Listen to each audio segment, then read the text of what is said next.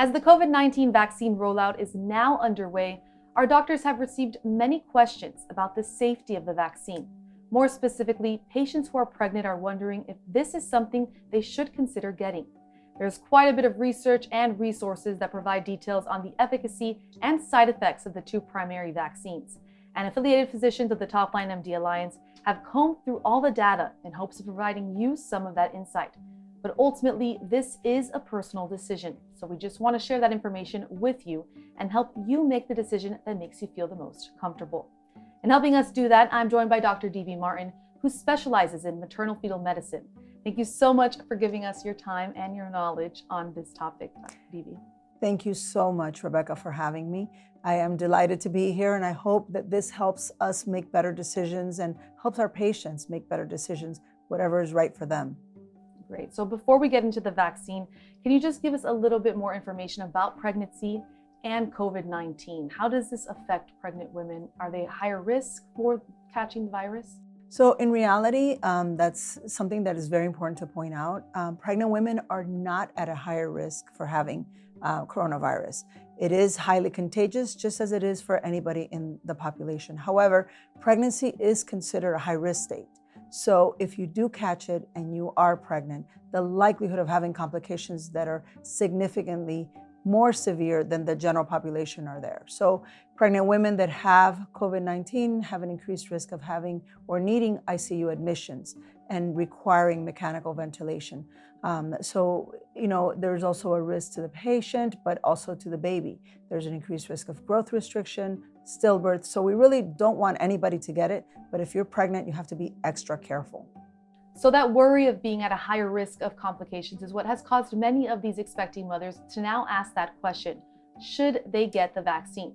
First off, can you explain a little bit about the vaccine and exactly what it is and how it was approved? So the vaccines that are currently approved for use for COVID-19 are mRNA vaccines. These vaccines were approved using emergency utilization approvals. What does that mean? That means that the pandemic is so prevalent and is so severe and is so significantly damaging to the population that research was done, and it was done effectively, and just as it was done for other medications carried out in the scientific matter. And so it is a tested process and it is a reliable process, but it was approved under emergency conditions.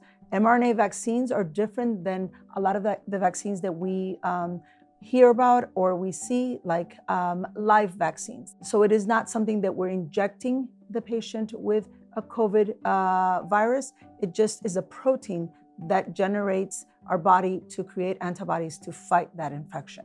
Currently, we have two approved vaccines, the Pfizer and the Moderna. Similar mechanisms of action, similar efficacies with some differences, of course, as they are not identical, but they do show that after receiving both doses of the vaccine, there is a significant protection. One is reported to be about 95%, the other one is reported to be about 94.1%. And before these vaccines were rolled out, they went through several clinical trials before they got that approval. Of course. Were pregnant women part of that trial? Unfortunately not. It's something that our societies advocate a lot for, that women that are pregnant should have access to trials and clinical trials so we can obtain data. Unfortunately, a lot of the times this does happen, and it is very customary, since it's not just the patient, but it's also the unborn baby, the fetus. A lot of these companies try to shy away from including pregnant women. And Dr. Martin, we're hoping that this can help OB patients understand the virus and this vaccine that is becoming available to them.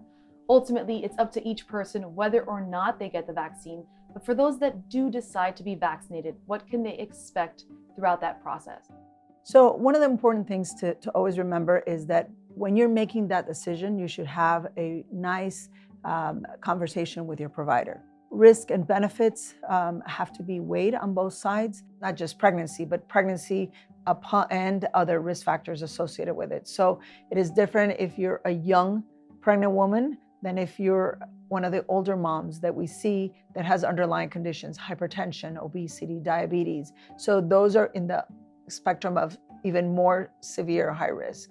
We do feel, however, that because this is an mRNA vaccine and that it is quickly degraded in the cell when you start making those proteins, it doesn't linger around for a long time. So the American Society of Reproductive Medicine, as well as our societies, feel that this is not something that is going to impact fertility or impact an increased risk of congenital abnormalities. But again, the data is not there. We're hoping that as people register, as they receive the vaccine, that we'll be able to obtain more and that we could provide more information for our patients. It's always going to be a benefit-risk evaluation. And if your risk of not receiving the vaccine and getting the virus is greater, then there is definitely a benefit to consider that possibility of receiving the vaccine. You mentioned fertility. There's been a lot of, rumors going around that young people who haven't had kids yet should wait off on getting the vaccine. Do you agree with that statement?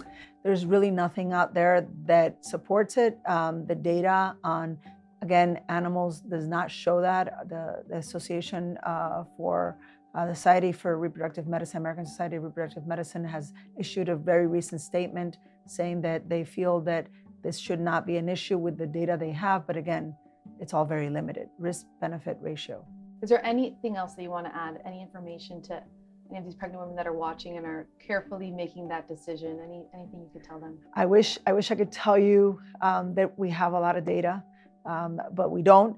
We're hopeful that as the vaccine is rolled out and we roll it out to other populations that are not those healthcare workers or those very vulnerable ones now, we'll have more data that we can accumulate, because some of these people that are receiving it now and are accepting to take it are pregnant or are in the reproductive age. We'll be able to have more information to be able to offer the patients. Meanwhile, please wash your hands, mask up, stay away from people. I tell all my patients all the time, your nucleus is important, but just always remember to do all the mitigation efforts to stay safe so that we don't see complications. We don't have to see you with a complication from COVID. All right, well, thank you so much, Dr. Martin, for all of that valuable information. We have more resources on our website, toplinemd.com, for patients to learn more about the COVID-19 vaccine and if it's right for them.